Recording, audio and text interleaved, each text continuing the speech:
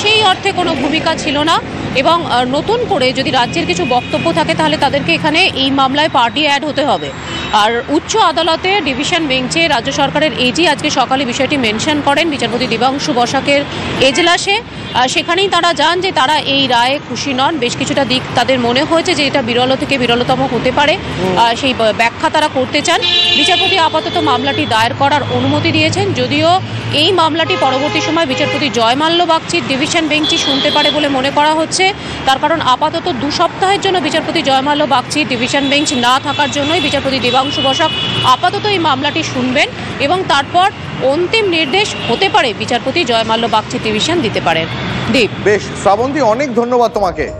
এবং শ্রাবন্তীর এই কথা সূত্র ধরেই তিলোত্তমা ধর্ষণ খুনের মামলায় তাহলে কি বৃহত্তর তদন্তের দিক খুলে গেল, এই প্রশ্ন তো উঠছেই। এই মুহূর্তে আরো একটা অ্যাঙ্গেলের দিকে নজর রাখতে হচ্ছে। তিলোত্তমা ধর্ষণ খুন মামলায় তাহলে কি খুলে গেল বৃহত্তর তদন্তর দিক? তিলোত্তমা ধর্ষণ খুনের মামলায় শুধু তো দোষী সঞ্জয়ের শাস্তি ঘোষণাই নয়, আরজিকর কাণ্ডে পুলিশ, বিশেষ করে টালা থানার পুলিশ এবং হাসপাতাল কর্তৃপক্ষের ভূমিকা নিয়েও বেশ কিছু পর্যবেক্ষণ লিখেছেন বিচারক অনির্বাণ দাস। প্রাতিষ্ঠানিক ব্যর্থতা, আরজিকর মামলা রায়, ঠিক এই ভাষাতেই রাজ্যের সমালোচনা করেছেন শিয়ালদা কোর্টের বিচারক। এই মুহূর্তে আমার সঙ্গে সহকর্মী সিজার রয়েছেন। সিজার, আমরা দেখতে পারলাম যে শাস্তির যে নির্দেশনামা সেখানে টালা থানার ভূমিকা, ওসির ভূমিকাকে একেবারে শকিং বলে উল্লেখ করেছেন বিচারক। তাহলে কি তদন্তে কোথাও একটা আরো বড় অভিমুখ খুলে যেতে পারে? এবং খুলে যাওয়ার সম্ভাবনা আছে এই কারণে যে এই 172 পাতার রায়ের মধ্যে 150 থেকে 155 নম্বর পাতার মধ্যে টালা থানার আধিকারিক এবং হাসপাতাল কর্তৃপক্ষের ভূমিকা কিন্তু বিচারকের প্রশ্নের মুখে পড়েছে। এবং সেখানে টালা থানার আধিকারিক হিসেবে সুব্রত চ্যাটার্জি, সৌরভ ঝা, 2 জন আধিকারিকের কথা উল্লেখ করা হয়েছে। এবং তারা যে নিয়ম ভেঙে যেভাবে ব্ল্যাঙ্ক জিডি করেছেন এবং যেভাবে তারা খুব উদাসীন ভাবে প্রথমে তারা রেসপন্স করেছিলাম, এরকম একটা স্পর্শকাতর, সংবেদনশীল এবং গুরুত্বপূর্ণ ঘটনার রেসপন্স তাদের যে এক জায়গা থেকে যে অত্যন্ত উদাসীনতার সঙ্গে হয়েছে সেটা নিয়ে কিন্তু মন্তব্য করেছেন বিচারক। এবং এই ব্যাপারে খালি এই টালা থানার এই 2 আধিকারিক নন, কলকাতা গোয়েন্দা পুলিশের যে উইমেন্স গ্রেভেন্স সেল আছে তার অ্যাডিশনাল ওসি রূপালী মুখার্জির যে তদন্তের প্রক্রিয়া বা তদন্তের ধরন, সেখানে একটি অভিযুক্ত সঞ্জয়ের যে মোবাইল সিজ করার ক্ষেত্রে তিনি যে নিয়ম ভেঙেছেন সেই জায়গাটাও উল্লেখ করা হয়েছে এবং এদের বিরুদ্ধে অবিলম্বে ব্যবস্থা নেওয়ার নির্দেশ দিয়েছেন নগরপালকে। এবং তার পাশাপাশি হাসপাতাল কর্তৃপক্ষের ভূমিকা আসে এবং সেই জায়গায় দাঁড়িয়ে সন্দীপ ঘোষের বিরুদ্ধে সরাসরি তিনি এই ধরনেরই মন্তব্য করেছেন। সন্দীপ ঘোষের আচরণ যা এখন পর্যন্ত এভিডেন্স উঠে এসছে তাতে দেখা যাচ্ছে তিনি প্রাথমিকভাবে গোটা ঘটনাটাকে চেপে যাওয়ার চেষ্টা করছিলেন। কারণ তিনি একটা সময় নির্দেশ দিয়েছিলেন যে মর্গে দেহটি পাঠিয়ে দিতে, যখনও পুলিশ এসে পৌঁছয়নি। এই ধরনের ব্যবহার বা এই ধরনের আচরণ যে সামগ্রিকভাবে হাসপাতাল কর্তৃপক্ষেরও একটা উদাসীনতা, সেটাও খুব স্পষ্টভাবে উল্লেখ করা হয়েছে। এবং সেইখান থেকেই কিন্তু কোথাও তদন্তের নতুন অভিমুখ খুলতে পারে, কারণ বিচারক নিজেও বলেছেন এই তদন্ত কিন্তু এখানেই শেষ নয়, তদন্ত চলছে। একটি অভিযোগ যেটা খুন এবং ধর্ষণ এবং খুন, সেই ধর্ষণ এবং খুনে অভিযুক্তকে সাজা দেওয়ার অংশটা সেখানে কমপ্লিট হচ্ছে, কিন্তু তদন্ত চলার যথেষ্ট জায়গা রয়েছে। সিজার, অনেক ধন্যবাদ তোমাকে। তিলোত্তমার পরিবার, তিলোত্তমার বাবা, তিনি কি বলছেন, পাশাপাশি শোনাবো আপনাদের তিলোত্তমা মামলার আইনজীবী, তারা কি বলছেন। মেয়ে মৃত্যু আমাদের কাছে যতটা কষ্টদায়ক ছিল তার থেকে বেশি কষ্টদায়ক ছিল পুলিশের অত্যাচার। পুলিশের উপর ভরসাটা রাখবো, সেই পুলিশ কি সেই জায়গাটা আমাদের কাছে রেখেছিল? এবং 4 দিন যে সময় পেয়েছিল, পুলিশ সেই কাজটা কি একটুও করেছে? পুলিশ সেই সিভিক ভলেন্টিয়ারকে ধরে যা করার এক জায়গায় বসেই আছে। যে বিচারক, তার উপর আমাদের পূর্ণ আস্থা ছিল এবং তিনি আমাদের আস্থার মর্যাদা রেখেছেন। এবং আমরা কতগুলো আর্গুমেন্ট, প্রশ্ন 22টা রেখেছিলাম ওনার সামনে, তারও একটা প্রতিফলন আজকের যে রায় দিয়েছে তার রায়ের কপি আমরা পেলে নিশ্চয়ই পাবো। এবং পরবর্তীকালে আমরা যে বিচার ব্যবস্থাকে, এই তদন্ত প্রক্রিয়াকে আগে বাড়াতে চাইছি, সেটার একটা সুযোগ তিনি করে দিয়েছেন। মোট 128 জনের নাম ছিল চার্জশিটে, তার মধ্যে 50 জনকে মাত্র সাক্ষী করানো হলো, বাকিদের করানো হলো না কেন?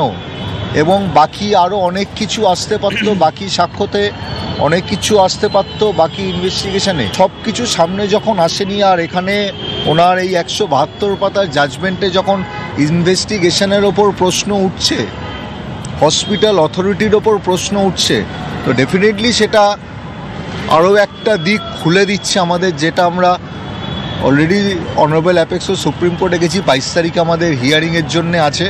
তো আমাদের সেই অপরচুনিটিটা খোলা রয়েছে যে বাকিটা আনার জন্য। হাইকোর্টের অবসরপ্রাপ্ত প্রধান বিচারপতি দেবাশিস করগুপ্ত, তার বক্তব্য কি শুনবো।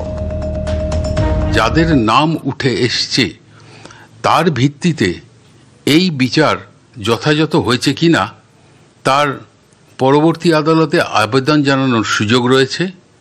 যদি তা হয় তাহলে এখানে শেষ নয়, এখানে শুরু বিচারের দ্বিতীয় অধ্যায়ের। যে সর্বোচ্চ আদালতে এখনো একটি মামলা রয়েছে যেটি কিন্তু সাংবিধানিক বেঞ্চে, সেন্ট্রাল ফরেন্সিক ল্যাবরেটরির যে রিপোর্ট পৌঁছেছে, সিবিআই এর একটার পর একটা রিপোর্ট যা পৌঁছেছে, তাতে যদি তারা মনে করেন যে ইনভেস্টিগেশন হয়েছে তাতে কোনো ঘাটতি বা খামতি ছিল, তাহলে সেখানে তারা যথাযথ নির্দেশ দিতে পারেন। এ ব্যাপারে একটা খুব গুরুত্বপূর্ণ ধারা হচ্ছে article 142 of the constitution of India, যেটা সর্বোচ্চ আদালত অর্থাৎ সুপ্রিম কোর্টকে অধিকার দেয় for the ends of justice তারা অর্ডার পাস করতে পারেন, যেটা অন্য কোনো কোর্টের নেই।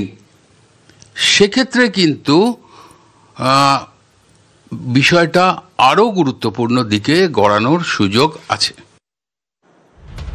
এই মুহূর্তে রাজ্য বিজেপির সভাপতি সুকান্ত মজুমদার রয়েছেন আমাদের সঙ্গে। সুকান্ত বাবু, গতকাল শুধু সঞ্জয় শাস্তি ঘোষণাই তো নয়, আরজিকর কাণ্ডে পুলিশ এবং হাসপাতাল কর্তৃপক্ষের ভূমিকা নিয়েও কড়া পর্যবেক্ষণ লিপিবদ্ধ করেছেন বিচারক অনির্বাণ দাস।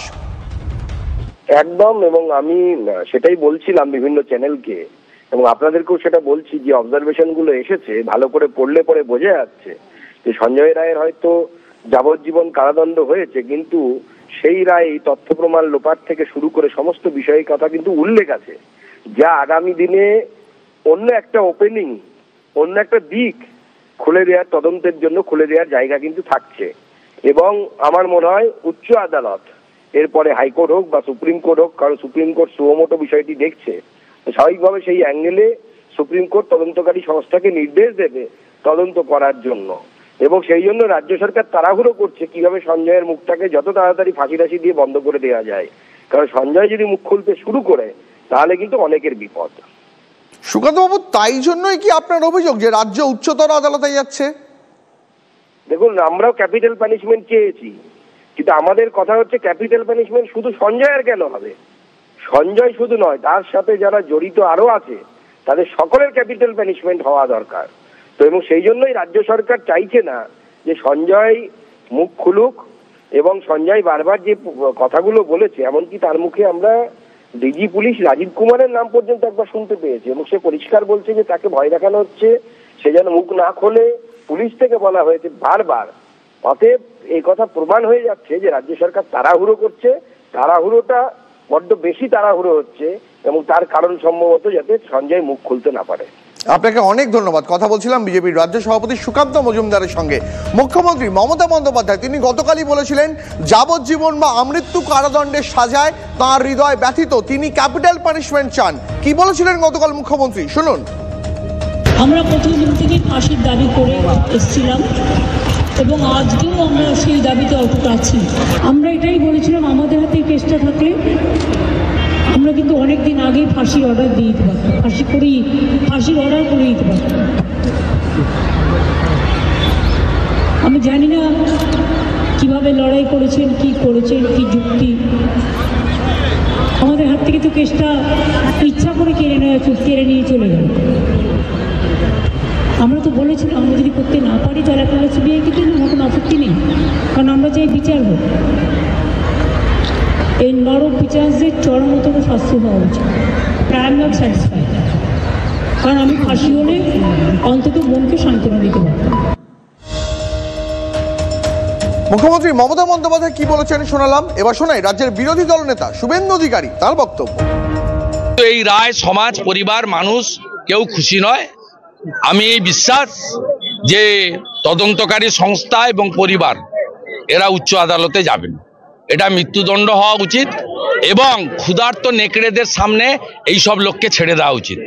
আর সিবিআই চার্জশিটে অনেক কিছু অমীমাংসিত রেখে গেছেন, 30টা পয়েন্ট এমন বলে গেছেন, যাতে এটা প্রাইমারি চার্জশিট আমার মনে হয়েছে, সাপ্লিমেন্টারি চার্জশিট হওয়া উচিত।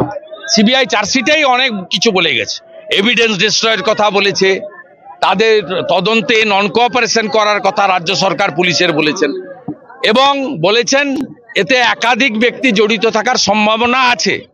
অতএব সিবিআইয়ের যে 30টা পয়েন্ট চার্জশিটে, এটা বেশ উল্লেখযোগ্য। তাই এটা অমীমাংসিত বিষয়, এটা কোনো জাজমেন্টই নয়। প্রাতিষ্ঠানিক ব্যর্থতা আরজিকর মামলার রায়ে ঠিক এই ভাষাতেই রাজ্যের সমালোচনা করেছেন শিয়ালদা কোর্টের বিচারক। পুলিশি তদন্তে কোথায় কোথায় খামতি থেকে গেছে, হাসপাতাল কর্তৃপক্ষের ভূমিকায় কোথায় গাফিলতি রয়েছে, তাও উল্লেখ করেছেন বিচারক। এই মুহূর্তে সিপিএম নেতা সুজন চক্রবর্তী রয়েছেন আমাদের সঙ্গে। সুজনবাবু, আপনি কি মনে করছেন আদালতের এই পর্যবেক্ষণের ফলে এই তিলোত্তমার কাণ্ডে বৃহত্তর তদন্তের অভিমুখ খুলে গেল? এটা তো স্বাভাবিক, এটা তো স্বাভাবিক। ঘটনা ঘটার সাথে সাথে পুলিশ কমিশনার স্পটে পৌঁছে গেছেন যখন, তখনই বোঝা গেছে যে সামথিং অ্যাবনর্মাল ইজ দেয়ার, এবং সেইটা ওই একমাত্র একজন সিভিক পুলিশ তার কাজ নয়, যে সবাই জেনেছেন, সবাই বুঝেছেন।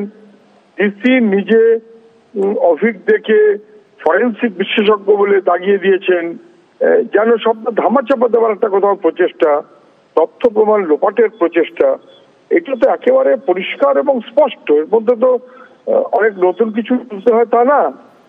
এটা তদন্তে যে তথ্য প্রমাণ লোপাটের প্রসঙ্গটাকে বেশি গুরুত্ব দেওয়া উচিত, এটা তো সিবিআইও বলছিল, কিন্তু সেগুলো ঠিকমতো আর হলো না বা করা হলো না। কেন হলো না? কেন সিবিআই মুখ্যমন্ত্রীর নির্দেশিত মূল আসামি সেখানেই আটকে থাকলেন? তার থেকে তো বোঝা যায় যে এটা তদন্তের বহু জিনিস ধামাচাপা দেওয়া হয়েছে, এবং সেই কারণেই বিচারকের কথার মধ্য দিয়েও তার স্পষ্টতা হয়েছে যে প্রাতিষ্ঠানিক দুর্বলতা এটাই মূল। প্রতিষ্ঠান ইনভলভ হয়ে গেছে এই রকমের ঘটনায়, কিন্তু তদন্তে সেটা ঠিক মতো করে সামনে আনা হলো না। আপনাকে অনেক ধন্যবাদ। কথা বলছিলাম সিপিএম নেতা সুজন চক্রবর্তীর সঙ্গে।